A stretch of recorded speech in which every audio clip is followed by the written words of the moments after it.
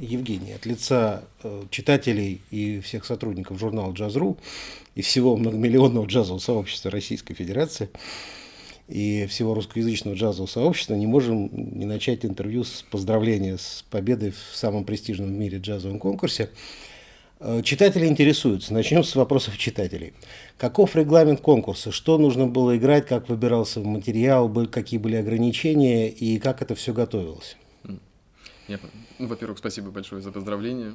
Мне действительно искренне очень приятно, и та поддержка, которую я видел, слышал, читал в соцсетях и интернете, это действительно очень дорогого стоит. Теперь, что касается конкурса, первичный отбор участников в полуфинал шел по демозаписям. То есть нужно было записать по определенным требованиям несколько композиций. Требования эти прописаны. Скажем, там, первым номером нужно было сыграть блюз, в котором, кроме импровизации на гитаре, нужно было саккомпанировать духовому инструменту. Вторым номером нужно было сыграть джазовую балладу, первый квадрат которой должен был быть исполнен сольно. Далее были пьесы в латиноамериканском стиле, пьеса по выбору и стандарт, то есть то, что называется up-tempo свинг. Вот. Быстрый свинг. Или так. В общем, я записал это демо, отправил в приемную комиссию, или как это назвать, в общем, в офис, который отбирал. Они проводили слепое прослушивание, слепое в том плане, что без учета национальности, там, каких-то факторов, то есть просто треки. Комиссия отслушала и выбрала 12 человек для участия в полуфинале. Что касается требований и регламента в полуфинале, главное требование – это не выйти за рамки 15 минут. То есть, было пояснение, что, как правило, это 3 композиции, но участник по своему желанию может сыграть 2, 1, 4, главное 15 минут. Не было какого-то списка стандартов или списка тем вообще, то есть как такого обязательного требования, но было сказано, что если вы хотите играть музыку Монка, Телониуса Монка, то, пожалуйста, из этого списка. Но это не обязательно. Дальше все, на этом требования заканчиваются. То есть хоть авторская музыка, хоть стандарты, аранжировки, все что угодно. Время, и попросили учесть тот факт, что каждый участник будет иметь всего 30 минут для репетиции. Соответственно, сложно аранжированную и такую, скажем, излишне сложную для аккомпанемента именно музыку просили не брать. Для того, чтобы выступление не пострадало в связи, там, скажем, с неуверенностью аккомпаниатора. Сложные унисоны. Да, то есть какие-то, то есть тутти, такую сложно аранжированную, структурированную музыку просили не брать, именно из-за того, что концертмейстерам, ансамблю будет сложно это все запомнить, слишком большой объем информации и слишком малое время отведено на репетиции. Вот и все. И что касается финала, опять же, требования: играйте что хотите, но не более 10 минут, 2 композиции, одна из которых обязательно должна быть сыграна с саксофонистом Бобби Уотсоном. То есть та же ритм-секция, что была на полуфинале, плюс еще на одну композицию добавлялся Бобби на альт-саксофоне. Я правильно понимаю, что все это музыканты из Вашингтона? Да. И как прошла репетиция, как они отреагировали на вашу манеру, на... Репетиция, как сказать, прошла неоднозначно, потому что я взял программу очень стилистически разную. То есть я постарался сделать так, чтобы одна композиция была традиционно джазовой. Это была Invoked Bad, знаменитый стандарт Телониуса Монка. Вторым номером я решил сыграть 500 миль Чик Корея. Это латиноамериканская музыка самбо. И третьим номером Actual Proof Херби Хэнкока. Такой знаменитый фьюжн-стандарт, не такой простой. Там есть свои нюансы в исполнении этой темы. Но, в общем, Invoked Bad на репетиции мы сыграли, в принципе, очень хорошо. 500 миль достаточно неплохо, а вот с Actual Proof возникли проблемы. То есть аккомпаниаторы очень хорошие профессиональные джазовые музыканты. Но что касается фанк-фьюжн музыки, я так понял, что немного не их стихии, и им было так немного тяжеловато это все сыграть. В общем, все прошло достаточно благополучно уже на самом выступлении. На конкурсе прозвучало, надо сказать, что там интересно наблюдать за игрой лиц, когда они удачно попадали все в определенный акцент, именно в Actual Proof. Я тоже радовался, когда они попадали. Они переглядывались, кивали. Какая атмосфера, как люди из других стран, участвовавшие в конкурсе, как это все варилось? Вы общались между собой? Да. Какое там происходило? Очень теплая, дружеская, сугубо дружеская обстановка. То есть никакой конкуренции, никаких там таких, знаете, переглядываний, все очень действительно по-приятельски, по-дружески и со взаимным как бы уважением и с признанием музыкальности и достижений исполнительских каждого из участников. То есть я не чувствовал, что я на соревновании именно. То есть это скорее такое было, как демонстрация уровня исполнительского, действительно очень подготовленных, очень крепких гитаристов. Кого-то из этих музыкантов вы раньше слышали или первый раз? Честно говоря, я вот этот список, когда получил конкурсантов, я послушал, посмотрел видеозаписи каждого из них в YouTube. До этого мы были в друзьях в Фейсбуке с некоторыми участниками, но как-то так не доводилось мне вот до именно публикации списка полуфиналистов их игру слушать. Но когда я узнал, кто будет участвовать в полуфинале, конечно, я каждого послушал, посмотрел, мне было просто интересно, то есть какая музыка звучит у каждого из них. То, что прозвучало в полуфинале, в принципе, ну, сейчас уже задним числом.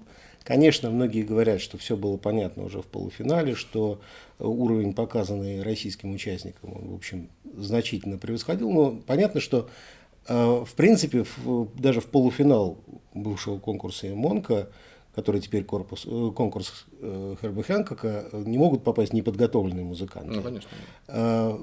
Так ли все очевидно вам самому было? Вы слушали выступления других музыкантов? Ну, разумеется, да. Нет, конечно, не было очевидно. То есть, ну, я могу сказать, что многие из тех, кто в зале слушал мое выступление в полуфинале, просто подходили ко мне, благодарили за выступление, говорили, что им очень понравилось, и они желают мне самого лучшего.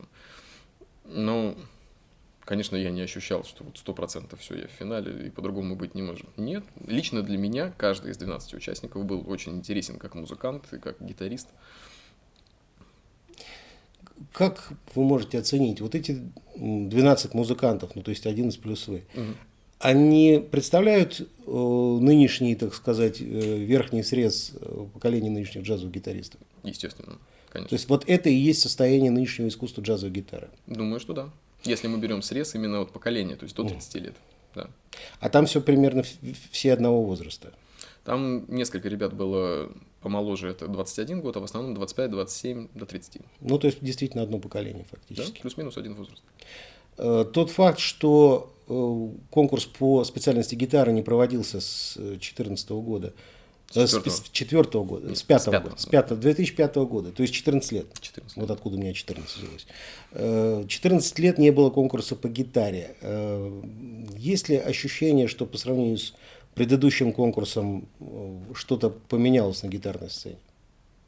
Ну, о прошлом конкурсе я могу судить только по видеозаписи, которую первый раз это видео я посмотрел еще в году, так, в 2007.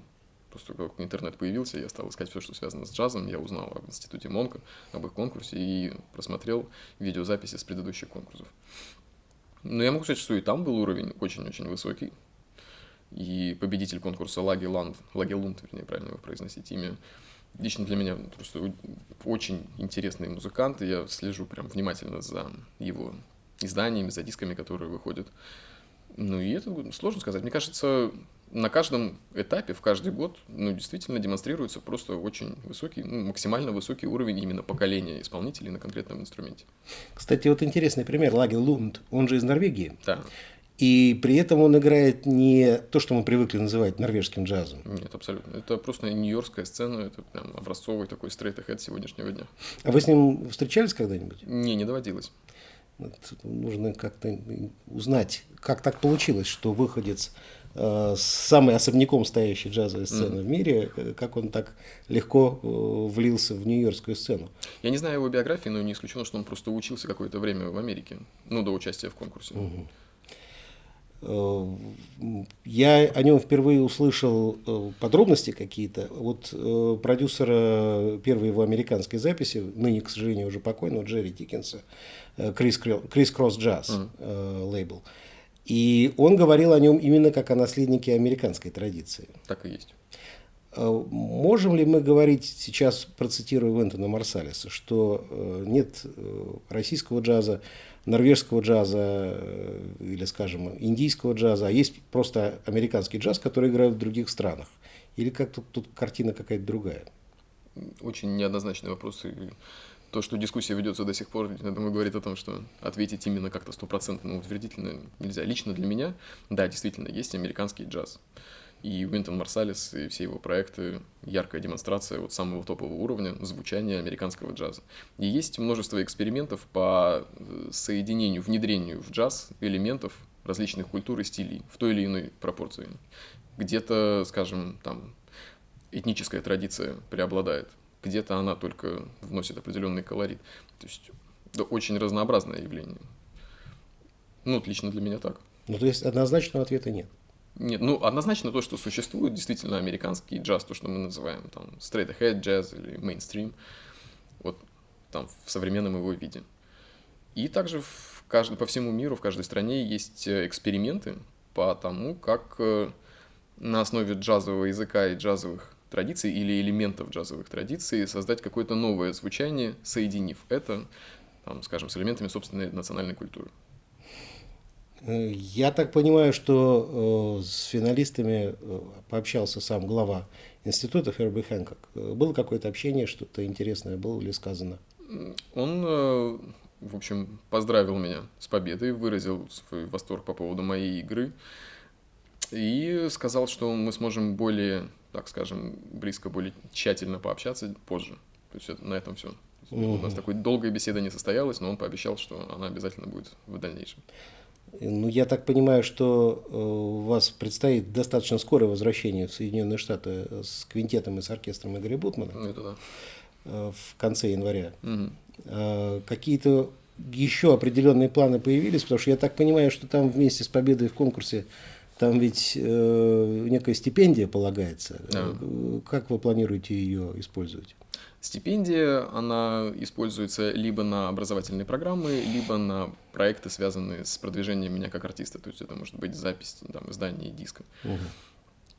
Ну, или действительно какие-то образовательные программы. Я еще пока как бы в раздумьях, как с наибольшей пользой для себя это все использовать. Там есть много вариантов. Я сейчас просто рассматриваю различные возможности. Ну, а что касается других призов за победу, там есть контракт с компанией Concord. В принципе, для меня сейчас основной приоритет — это именно подготовиться к записи, к изданию альбома, то есть сформировать определенную программу для этой записи, музыку подготовить. То есть вы планируете записать какую-то отдельную программу, не то, что вы записывали в последнее время в Москве?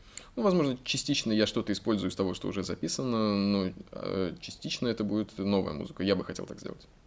Где планируете запись? Я бы хотел в США. У вас есть какие-то предпочтения по студиям, звукорежиссерам? Ну, мне посчастливилось однажды записываться на «Аватар» в Нью-Йорке.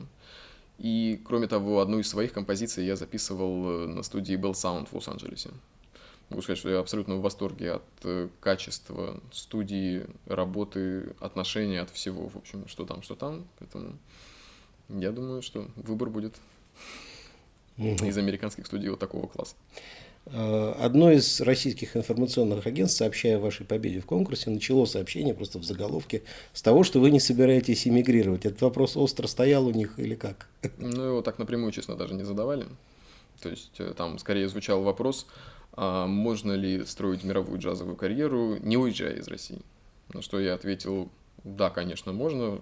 Там и пример Игоря Михайловича Бутмана, там яркое подтверждение. Но, тем не менее, очень сложно мне сейчас ответить на этот вопрос, потому что иммиграция как таковая, то есть переезд туда на ПМЖ, это определенные бытовые вопросы. У меня семья, 2 детей, и это все не так просто. Но в любом случае у меня сейчас есть отличная возможность начать развивать карьеру именно в Америке. Так или иначе, если ты джазовый музыкант, и у тебя складывается удачная карьера в Америке, то у тебя знают во всем мире. Это как бы факт. Вряд ли кто-то с этим спорит. То есть если ты популярен в Нью-Йорке, ты популярен везде. Но для этого не обязательно туда переезжать. Не обязательно переезжать, но обязательно там часто бывать. Это понятно, конечно. Да. То есть планы такие есть, появляются. Ну, разумеется, да. Хорошо, держите нас в курсе этих планов, нам будет очень интересно. И, естественно, за творческой судьбой первого российского победителя самого престижного джазового конкурса в мире мы теперь будем внимательно следить. Удачи и большое спасибо за интервью. Спасибо вам, что пригласили. Спасибо, Кирилл.